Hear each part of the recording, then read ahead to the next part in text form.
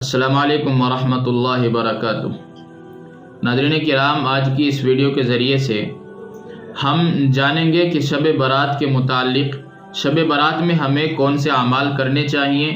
اور کن اعمال سے شب برات میں ہمیں بچنا چاہیے، کن اعمال کا کرنا ثابت ہے اور کن اعمال سے بچنا ضروری ہے۔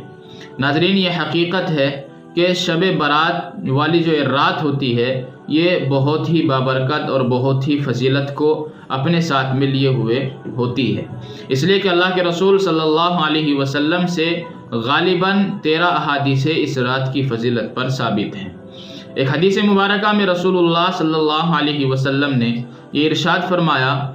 اذا کانت لیلۃ النصف من شعبان، کہ جب شعبان کی نصف والی رات آتی ہے یعنی شب برات آتی ہے، فقوموا لیلہا وصوموا نہارہا، تو آپ علیہ السلام نے فرمایا کہ تم رات کو عبادت کرو اور اگلے دن روزہ رکھو، اس لیے کہ اللہ تبارک و تعالیٰ اس رات میں آسمان دنیا پر نزول فرماتے ہیں اور اللہ تعالیٰ کی طرف سے یہ اعلان ہوتا ہے، الا من مستغفر فاغفر لہ، کیا کوئی ہے جو مجھ سے مغفرت مانگنے والا ہو میں اس کی مغفرت کر دوں، الا مسترزق، کیا کوئی ہے مجھ سے روزی طلب کرنے والا میں اس کو روزی عطا کر دوں، الا مبتلا فاعافیہ، کیا کوئی ہے جو مجھ سے مصیبت زدہ اپنی مصیبت کو ہٹانے کی درخواست کرنا چاہتا ہو، اپنی مصیبت سے چھٹکارا چاہتا ہو، فاعافیہ، تو میں اس کو اس مصیبت سے نجات دے دوں۔ اور اسی طرح مختلف اعلان اللہ تبارک و تعالیٰ کی طرف سے کیے جاتے ہیں۔ ایک حدیث مبارکہ میں رسول اللہ صلی اللہ علیہ وسلم نے اس رات کی فضیلت کو اس طرح بیان فرمایا کہ جبرائیل علیہ السلام ایک رات میرے پاس آئے اور آ کر کے عرض کیا کہ یہ نصف شعبان والی جو رات ہوتی ہے یعنی شب برات والی جو رات ہوتی ہے، اللہ تبارک و تعالیٰ اس رات میں لوگوں کی قبیلہ کلب کی بکریوں کی بالوں کے تعداد کے برابر مغفرت فرماتے ہیں، ان کو اتنے لوگوں کو اور اس تعداد کو جہنم سے آزاد فرما دیتے ہیں، جہنم کی آگ سے ان کی حفاظت فرما دیتے ہیں۔ اس طرح کی اور بھی بہت ساری احادیثیں اس بات پر دلالت کرتی ہیں اور شب برات کی فضیلت کو کئی ساری احادیثوں کے اندر بیان کیا گیا ہے۔ یہ بات حقیقت ہے کہ شب برات کی بہت زیادہ فضیلت ہے، لیکن سوال پیدا یہ ہوتا ہے کہ شب برات کی اس فضیلت کو حاصل کرنے کے لیے ہمیں کیا کرنا چاہیے اور کیا نہیں کرنا چاہیے۔ آج کی اس ویڈیو میں ہم بات کریں گے، پہلے ہم یہ جانیں گے کہ شب برات میں کون سے اعمال ہمیں کرنے چاہیے۔ تو اس بارے میں یہ ذہن میں رکھنا چاہیے کہ چند اعمال ایسے ہیں کہ جن کو شب برات میں ہمیں کرنا چاہیے، جن اعمال کا اہتمام ہمیں اس رات میں کرنا چاہیے۔ نمبر 1 یہ ہے کہ شب برات والی رات میں عشاء اور فجر کی نماز کو ہم لوگ جماعت کے ساتھ ادا کریں اور جماعت کی پابندی کے ساتھ ہم شب برات والی رات میں عشاء اور فجر کی نماز کو ادا کریں۔ اور نمبر 2، فکر آخرت اپنے اندر پیدا کریں اور اپنا محاسبہ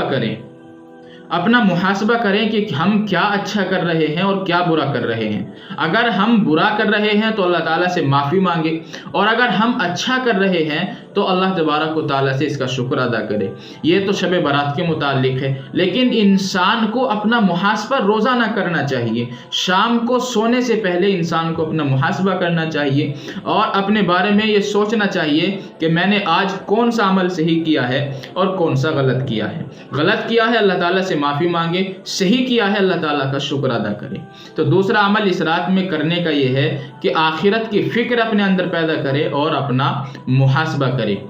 تیسرا عمل اس رات کا یہ ہے کہ اس رات میں تہجد کا اہتمام کرے۔ اور چوتھا عمل اس رات کا یہ ہے کہ صلاۃ التسبیح کا اہتمام اگر انسان سے ہو سکے تو کر لے، اس لیے کہ اللہ کے رسول صلی اللہ علیہ وسلم نے صلاۃ التسبیح کی بہت سی فضیلتیں بیان فرمائی ہیں، اور اس طرح کی فضیلتیں آئی ہیں کہ یہ انسان کے گناہوں کو ختم کر دیتی ہے، انسان کے گناہوں کو اور انسان کی برائیوں کو مٹا دیتی ہے۔ لہذا انسان کو چاہیے کہ کم از کم زندگی میں ایک بار تو اس کو پڑھ لیا کرے، زندگی میں کم سے کم ایک بار پڑھ لے۔ اور یہ شب برات کا موقع تو ہمارے پاس ہر سال آتا ہے، تو اگر ہو سکے تو شب برات کی والی رات میں ہم صلاۃ التسبیح کا اہتمام کریں اور ایک عمل یہ ہے کہ اس رات میں جتنا ہو سکے قرآن کریم کی تلاوت کا اہتمام کرے، اپنی ہمت کے مطابق اور اللہ تبارک و تعالیٰ کی توفیق کے مطابق مسنون اذکار اور دعاؤں کا اہتمام کرے، اللہ تبارک و تعالیٰ سے دعائیں مانگے، اللہ سے مغفرت مانگے، اللہ تبارک و تعالیٰ کے سامنے استغفار کرے، اللہ تعالیٰ کے سامنے قرآن کریم پڑھے اور اللہ تعالیٰ کے سامنے ذکر و اذکار میں انسان مشغول ہو جائے اور تسبیحات وغیرہ کا اہتمام کرے۔ ایک عمل یہ ہے دنیا اور آخرت کی بھلائی اس رات میں اللہ تبارک و تعالیٰ سے مانگے۔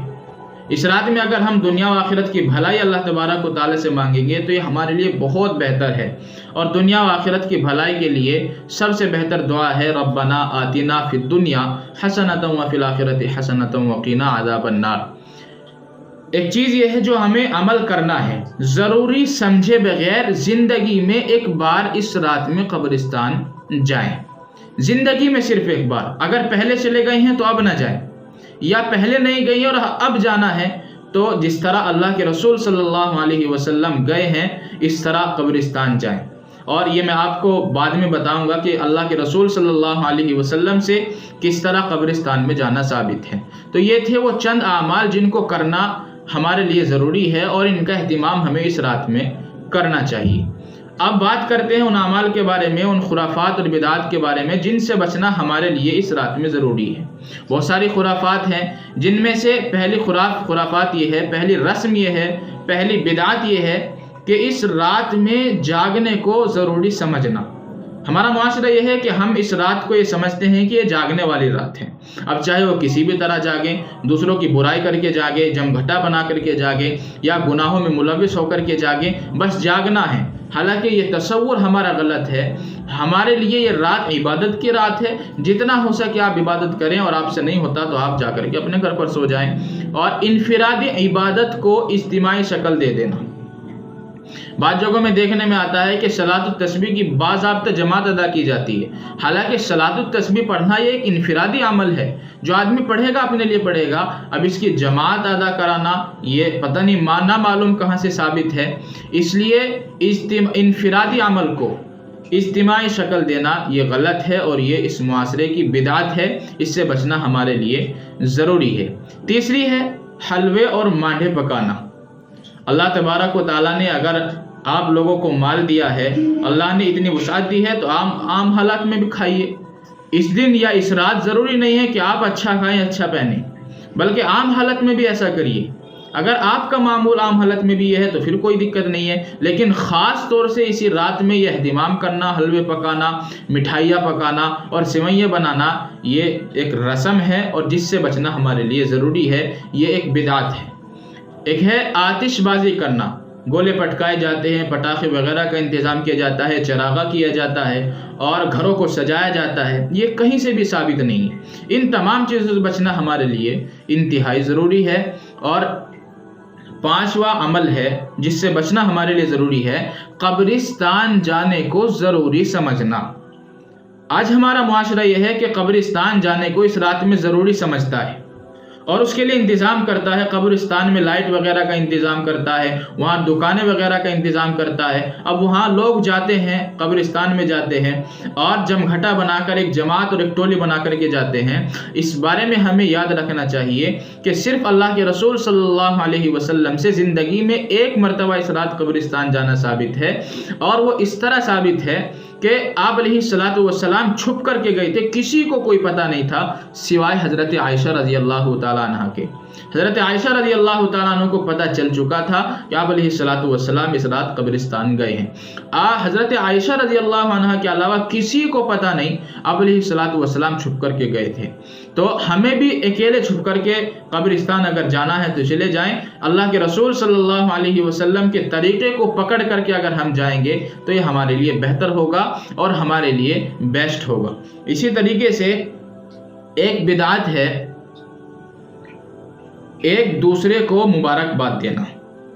شب برات کی مبارکباد ایک دوسرے کو دینا، اس کی شریعت کے اندر کوئی گنجائش نہیں ہے، یہ ایک بدعت ہے۔ آپ عید بقرہ عید کی مبارکباد دے سکتے ہیں، یا آدمی نے کوئی ایسا اتنا اچھا کام کیا، رفاع عام کا کام کیا ہے، تو آپ اس کو مبارکباد دے سکتے ہیں کہ آپ نے یہ کام اچھا کیا ہے، آپ اس کی حوصلہ افزائی کر سکتے ہیں۔ اگر اس کے علاوہ کوئی اور بات ہے شب برات کی رات میں مبارکباد دینا کہ آپ کو شب برات مبارک ہو، اس کی کوئی گنجائش شریعت میں نہیں ہے، نہ صحابہ کرام سے ثابت ہے، نہ تابعین سے ثابت ہے، نہ اللہ کے رسول صلی اللہ علیہ وسلم سے ثابت ہے۔ اب ظاہر ہے ان سے زیادہ سمجھدار تو ہم ہو نہیں سکتے، صحابہ کرام سے زیادہ سمجھداری اور عقل ہمارے اندر نہیں ہو سکتی، اور قرآن و حدیث کو ان سے زیادہ کوئی نہیں سمجھ سکتا۔ ان کی سمجھ میں نہیں آیا اور ہماری سمجھ میں آ گیا، یہ کوئی عقل مندی کی بات نہیں ہے۔ لہذا ہمارے لیے ان چند بدعات و رسومات سے بچنا ہمارے لیے ضروری ہے،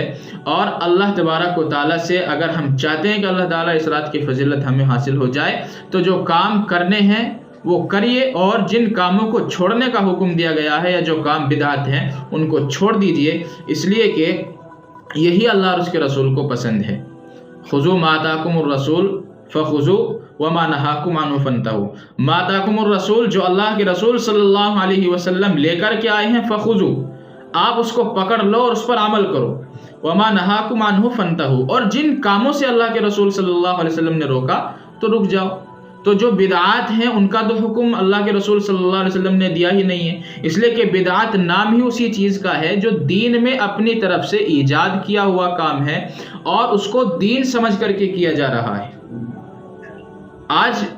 شب برات کے نام پر جتنی بھی خرافاتیں ہوتی ہیں ان سب کو دین سمجھ کر کے کیا جاتا ہے، اور دین سمجھ کر کے کیا جاتا ہے، اسی لیے بدعت کی شکل اختیار کرتی ہیں۔ اس لیے ان تمام چیزوں سے، ان تمام خرافات سے ہمارے لیے بچنا ضروری ہے۔ یہ عبادت کی رات ہے اور فضیلت کی رات ہے، اللہ کے رسول صلی اللہ علیہ وسلم نے فضیلت بیان فرمائی ہے، تو ظاہر ہے کچھ نہ کچھ بات تو ہے ہی۔ اب اس فضیلت کو اگر ہم چاہتے ہیں کہ یہ حاصل ہو جائے تو وہی طریقہ اختیار کریں جو اللہ کے رسول صلی اللہ علیہ وسلم سے ثابت ہے، اپنی طرف سے کوئی نیا ایجاد کیا ہوا طریقہ اس میں نہ ڈالیں۔ اللہ تعالیٰ عمل کی توفیق عطا فرمائے، اور اللہ تبارک و تعالیٰ ہمیں بھی شب برات کی فضیلت عطا فرمائے۔ آمین ثم آمین یا رب العالمین۔